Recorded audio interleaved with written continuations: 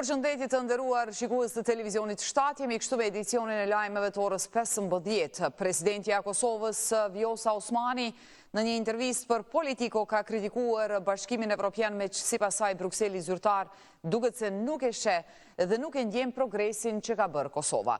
Osmani ka përmendur edhe faktin që BE-ja ende se ka shqyrtuar aplikacionin e Kosovës për të marrë statusin e vendit kandidat, duke thënë se ai s'është shqyrtuar dhe se ndodhet diku në sirtarët e BE-s. Në 14 dhjetor të 2022-s, Kosova bëri hapjen e parë drejt Unionit Evropian. Presidentja e Kosovës, Vjosa Osmani, bashkë me kryetarin e kuvendit në atë kohë, Glau Konjufcën, dhe kryeministrin tashmë në detyrë Albin Kurtin, kishin firmosur aplikimin e vendit kandidat për antarësim në Bashkimin Evropian. Por ky dokument, sipas Osmanit, ka mbetur në sirtarët e BE-s.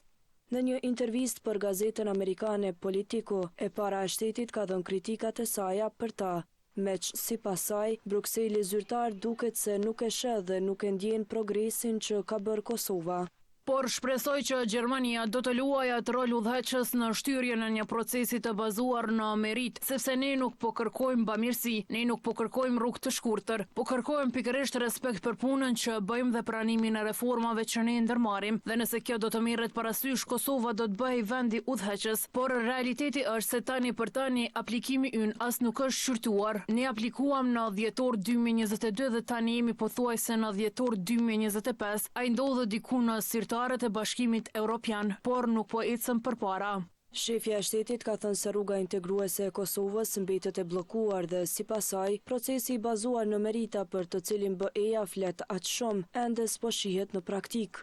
Nuk e ndjejmë që kjo qasje pro-evropiane dhe fakti që ne jemi 100% të përafruar me politikën e përbashkët të jashtme dhe të sigurisë së BE-s është parë ose vlerësuar. Përkundrazi duket sikur merret e mirëqen. 97% e njerëzve sigurisht janë pro-evropian. Reformat tona në ekonomi, në sundim të ligjit, sidomos në luftën kundër krimit dhe korrupsionit kanë qenë thelbësore. E rëndësishme sipas Osmanit është që Kosova të mos shihet më si barr. Ne kemi popullsinë më të re në Europë, cila është e aftë, shumë gjuhëshe, më e mira në Europën juglindore për konkurenshmërinë në IT.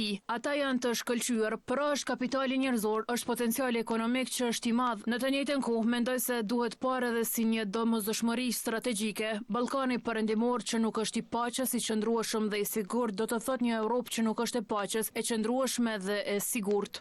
Osmani në këtë intervistë ka thënë se Kosova nuk bën flirt me vende të tjera e fuqi keqdashëse si Rusia, Kina e Irani, të cilat i quan edhe si trekëndshi i së keqës.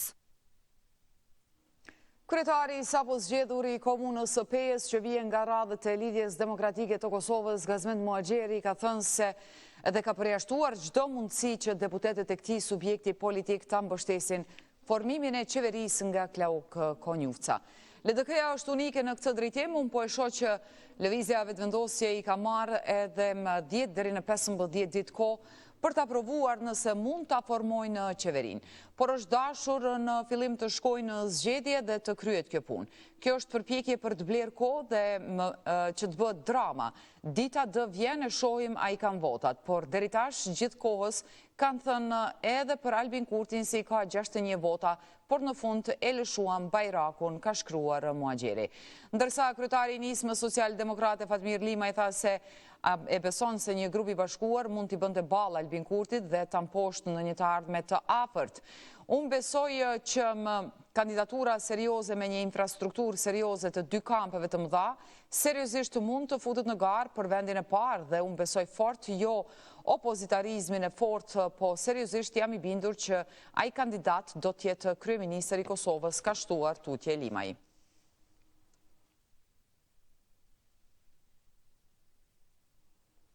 Burim Havolli, 41 vjeçari nga Kosova, raportohet se është vrarë tragjikisht në Brooklyn, derisa po tentonte të ndalonte një vjedhje në ndërtesën ku ai ishte mbikëqyrës.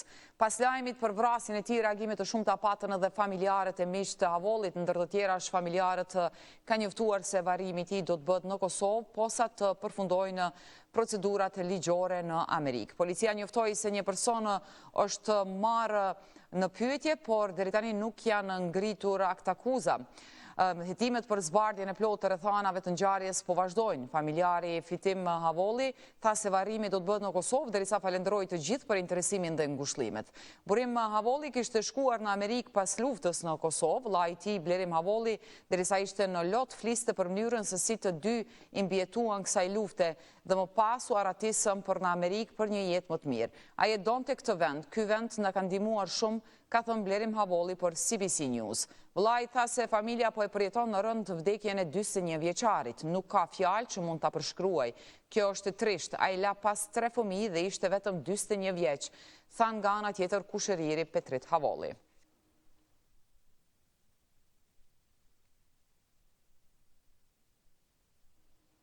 Rreth 6.000 protestues nga gjitha trojet shqiptare pritet që të marrin pjesë në protestën e paralajmëruar nga organizata e veteranëve të luftës së UÇK-s me 16 nëntor në Strasburg përballë Asamblesë së Përgjithshme të Këshillit të Evropës. Kryetari i OVL UÇK-s Hysni Gucati tha se organizatat e dala nga lufta nuk kanë marrë asnjë ndihmë financiare nga qeveria dhe se gjitha aktivitetet janë mbështetur nga donatorët. Kam shumë mesazhe në telefon, kam si më kanë thënë, pe Prishtinë nuk besoj si do të ketë avdusa, kanë gjetë bileta lirë pe Tirana dhe Shkupi. Kanë gjetë për Bazell edhe për Stuttgart, kanë marrë bileta shumë lirë që fati i jon dhe fati i qytetarëve që do të udhtojnë për Kosovë dhe Maqedonia dhe Shqipëria, kanë gjetë bileta për Bazell të Zvicrës, kanë gjetë shumë lirë. Ne presim diku më numrin mbi 5.000 deri në 6.000 vet të jenë para Strasburg këtë ditë. Nga Kosova besoj do të kalon numrin mbi 1.000 udhëtar që do vinë. Në Strasburg kemi informacione të sakta, s'ka vend hotele. Kjo është e vërtetë, nuk ka vend hotele që kanë bërë rezervime shqiptarët, kanë bërë rezervime shumë e kanë bllokuar Strasburgin. Kjo është shumë e vërtetë, diellë sot na kanë emëruar, më nuk ka vend tash të largu në periferi apo në qytete të tjera të morë hotele shqiptar, kanë shkuar deri në Kolmar. Ne kemi besuar edhe në atë që në Holland nuk do të bëhen 6.000, po janë bën 11.500, ka thënë raporti policor. Po e bëm mbi 11.500, ne s'kemi besuar për Tiranë, mbi 82.000, 47.000 kanë qenë në Prishtinë ditë. Në po të njëjtën ditë, Partia Demokratike e Kosovës ka paralajmëruar mbajtjen e konventës ku do të zgjidhet kryetari i ri i këtij subjekti politik. Por një nga figurat kryesore të kësaj partie, Enver Hoxhaj, ka kërkuar zyrtarisht nga kryesia e PDK-s që konventa për zgjedhjen e kryetarit të partisë të shtyhet. Hoxhaj thekson se një parti serioze nuk mund të mbajë një konvent politike dhe përmbajtësore në një kohë kaq të shkurtër. Kjo ngutin nuk garanton garë cilësore as reformim dhe unitetin e kërkuar e të domosdoshëm për PDK në këtë kohë. Në Partitë Demokratike, me shumë se një kandidaturë është mundësi për delegatët që të zgjedhin lirisht dhe ndihmon në pasurimin e platformave individuale, duke quar në ndërtimin e një platforme të përbashkët për PDK-n.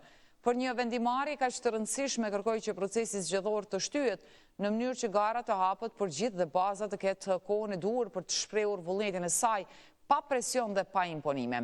Dorëheqja e kryetarit e shoqëruar me preferenca për pasuesin krijon përshtypjen e skemave të sajuara e të paragjykuara të cilat nuk e çojnë partinë përpara, ka thënë Hoxhaj në Facebook. Saj kërkesi është përgjigjur sekretarja përgjithshme e PDK-s, Vlora Qitaku, e cila ka thënë se sipas statutit, konventa duhet të mbahet brenda 5 ditësh.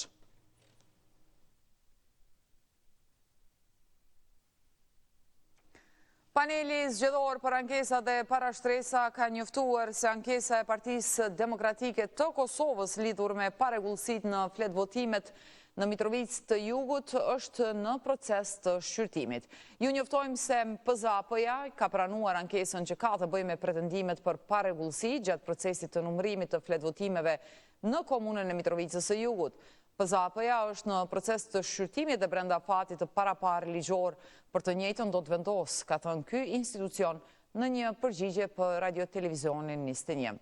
Të pyetur nëse ka ndonjë ankesë nga ndonjë parti tjetër për fletvotime me numra të ndryshëm serik në ndonjë komunë tjetër, PZAP-ja tha se nuk kanë ankesa të tjera. Ndërsa sa i përket pyetjes suaj nëse janë pranuar ankesa të tjera me natyrë të ngjashme nga ndonjë subjekt tjetër politik apo për ndonjë komunë tjetër, ju njoftojmë se PZAP-ja nuk ka pranuar ankesa të tilla. Përveç kësaj, ky institucion tha se ka pranuar edhe një ankesë tjetër e cila ka të bëjë me pretendimet për parregullësi gjatë procesit të numërimit në komunën e Drenasit.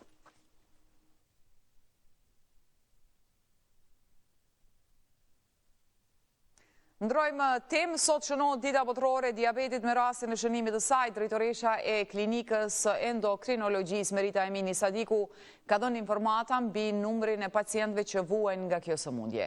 Sipas saj, 15.000 pacientë me diabet trajtohen çdo vit vetëm në këtë qendër mjekësore që ajo e drejton.